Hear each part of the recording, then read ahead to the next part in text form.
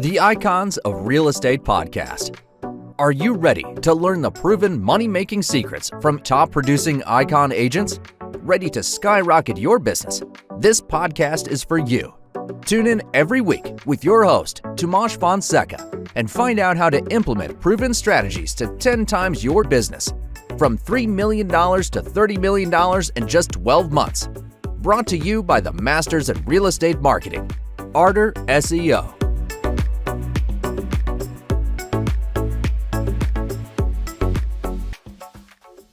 So welcome to another episode of the Icons of Real Estate podcast, where we spotlight industry leaders. I'm your host, Karen Roberts, and today we're thrilled to welcome Natasha Smith Durrand, also known as Tasha Marie. Tasha is a licensed Massachusetts real estate agent with Zander Realty Group. She brings over 4 years of expertise to the industry.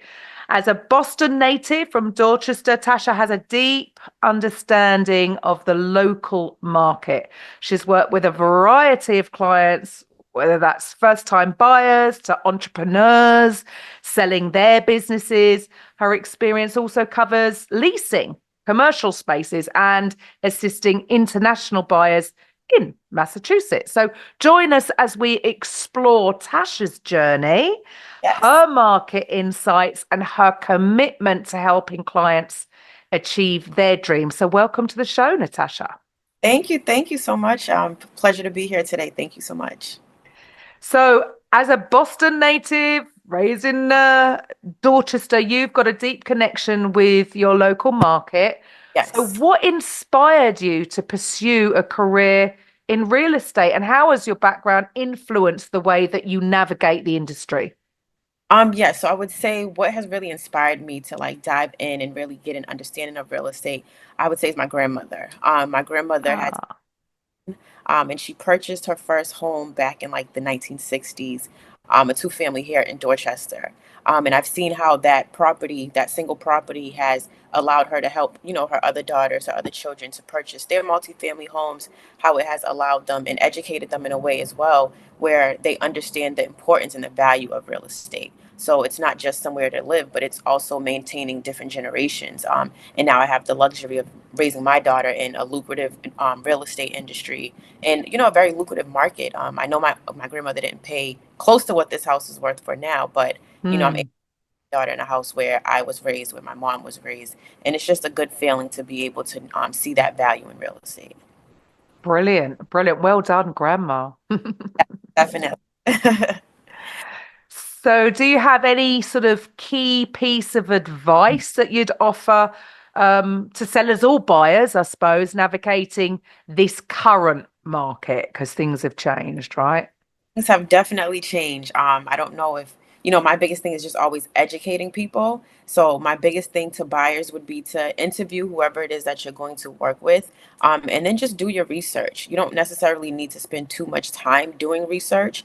I say interviewing more than doing research, because if you interview and you hire the right agent, they're going to already have done that research to educate you. All you have to do is just be upfront and honest with them, let them know about your situation, and then they'll position you in front of the right people that you need to get to the closing table or to accomplish whatever real estate goal it is that you are trying to accomplish. So I always tell people, just interview them. One of my biggest things that I tell all of my clients is this is like speed dating. Real estate, you're gonna sit you in a bunch of front of people, but I want you to do the work and really interview these people that I connect you with to make sure they're the right lender, or they're the right person to do the inspection. Make sure that they communicate well with you, and they communicate things in a way where you understand it. Not everyone understands real estate or the terminology in the same way. So sometimes you have to explain it in a way that is more relatable to your clients, depending on who they are. So for buyers, I tell them to be educated. And then for sellers, on the flip side, just really know what it is that you want to achieve with selling your property, or if you want to purchase another property, just be, again, upfront and honest with your team of professionals and let them know what your goal is, because you want to maximize the value in your home in this market, but you also want to make sure that, you're accomplishing that goal. Maybe you want to move to another state, but you don't need $800,000 and you're only getting offers for $7. You don't want to walk away from that dream and that end goal of relocating to the new state if you're not getting the top dollar that you're looking for, maybe the house is just not positioned in that way into the market. So I just tell people always do your research and just work with people who are very educated in today's market. Great tips there, actually. Great advice, because I think a lot of people possibly think that, well, I need them, but actually flipping it and saying, no, you're interviewing them. Yeah, it's got to be a good fit for you. Love Yes. that. Yep. So I always So, tell dare we talk about it? With the recent changes in NAR laws, how have these new regulations impacted your day-to-day operations and, I suppose, your approach to serving your clients in this market? I would say that it has impacted my current business. I would say business as usual for myself, but now I find myself having to educate other agents and other professionals in the industry just to let them know the value. Like, yes, the changes have happened in the laws and the commissions, but business should still move forward as regularly because at the end of the day, if I'm working with a seller and my seller doesn't necessarily want to offer anything to this buyer's agent, that's not going to encourage my buyer's agent to do their job and make sure that they're bringing me a ready and willing and capable buyer by doing the due diligence of making sure that your client has the funds, they have all the paperwork in order, and you also know that they're going to close on this property. So when people think of real estate agents, sometimes they see the buyer side and it's like, well, you're just booking appointments and opening up the door, when really you're not seeing how much work the buyer side is doing to keep the deal together with their buyer. So it Hmm. becomes more so the listing side. You work with the seller, you list the property. If it's a beautiful property and it's listed right, it'll pretty much sell itself. But if you're working with a buyer on the buy side, you have to really educate and handhold with the buyer. So it's kind of just pretty much business as usual, but now we have to really just explain that value on both sides of, okay, I'm working with you on the sell side, but let me tell you what goes on the buy side because I do have experience working with buyers. And I've done a bunch of different things for buyers just to get them to the closing table. Sitting, scanning their documents, sitting with them side by side as they take these first time home buyer courses, making sure that they understand things. Again, I've done international deals, so like World Clock, WhatsApp, bringing family members in, bringing different attorneys, power of attorneys, even. So just really, it's a lot of work working with buyers. So just explaining that value to the sell side. It usually doesn't disrupt things too much with these new commission changes, but again, it does require for us to now educate other people and just make them see that value in the industry as well. Right. So it's so important to be up to date and continue to be educated. So, what about first time buyers, right? Saving for a home can Yes. feel a little overwhelming. So, what practical tips and strategies do you recommend to help them, well, successfully build their savings up to Yeah. achieve home ownership? Yes. So one of the biggest things that I've always utilized to help me save, and I've been doing this since I was a teenager, with my summer jobs, I've always opened up a second account. So I have my check-ins account, I have my savings account, but then I open up a second account that's a little bit difficult to get to. And when I say difficult, I mean like maybe there's no physical banks around. You can't just go and take money out of the ATM from it. Maybe there's like a couple of days for you to transfer something over. So I try to like find a bank account or really a credit union where it's like there's not a lot of these locations around. It's going to be a couple days before I transfer it, and I put money into there. I call it free money. So when I do my budget, I'll put like 25% of my free money that I can play with on a monthly basis, put it into this account, and I try to like not even consider that that's my money. I don't really look at the debit card for it. I don't go to the ATM.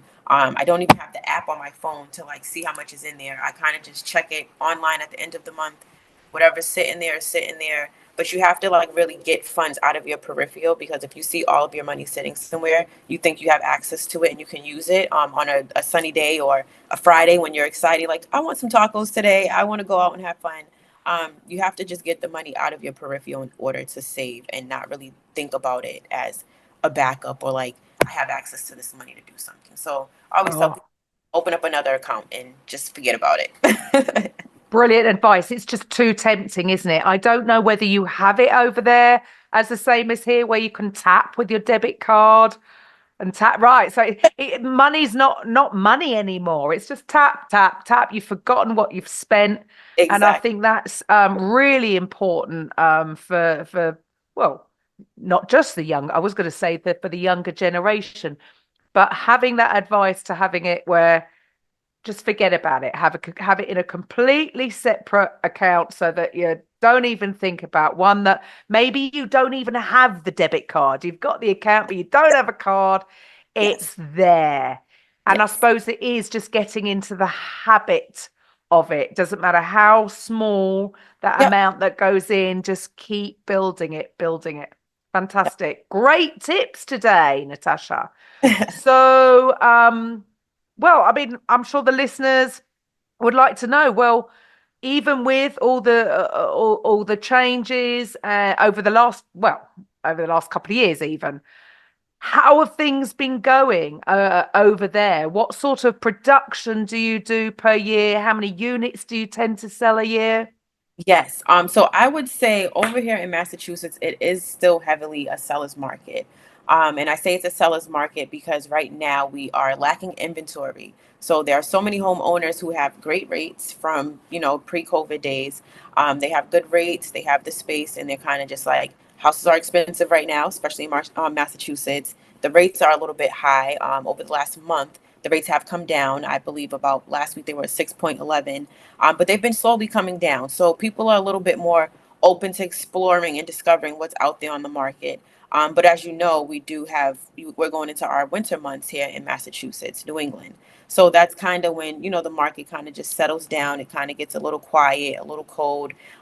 So it's really still just a seller's market at the moment. We do still see a lot of people in the market looking to buy, looking to purchase, because, like, at the end of the day, yesterday's price is not going to be today's price. So Mm, if you wait a year, the house that you're looking at this year for 500,000, next year it can be 550, it can be 600,000. So again, we always just tell people, like, if you're ready, it really depends on what you're ready for in life. If you're capable of paying rent and you have the savings and you have good credit, then you're ready. But it doesn't matter how much the house costs itself, because there are so many different ways that we can make this house more affordable for you in the future. But one thing we can't do is slow the market down. I have no mm, control of the market. I can't tell the market to say, hey, don't increase the houses. I need another year. Let me save another $5,000. But what I can do is when the rates do fluctuate, I can educate you. I can tell you the different ways in which you can refinance. I can connect you to a lender.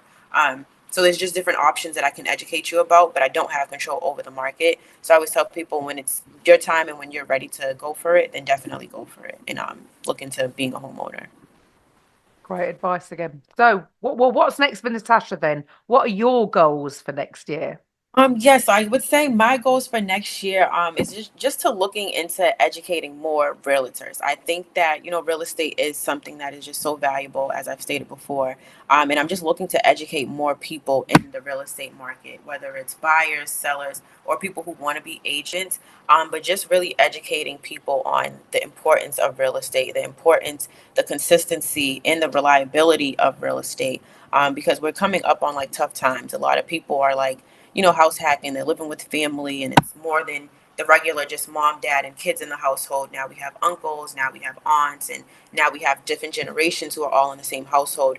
And really, what it comes down to is just securing something for our family, our generations, and just contributing to that generational wealth. It can start with one person, but I just think that it takes being educated first and knowing that you're capable of doing something.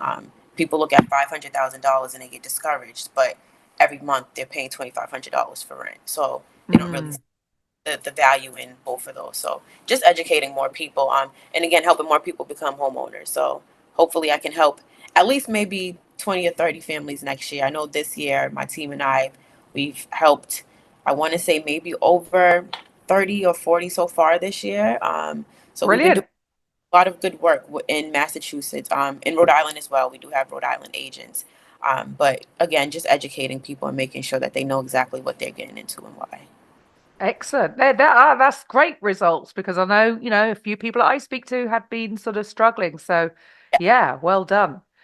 Well, the final question is always the same because here at the Icons of Real Estate podcast, we are the number one real estate Podcast Network, and our passion is really making podcasting accessible to all people within the real estate industry. So, my final question is, if you had your own podcast, what Yes. would you call it? So if I had my own podcast, it would definitely be called Tasha Taught Me.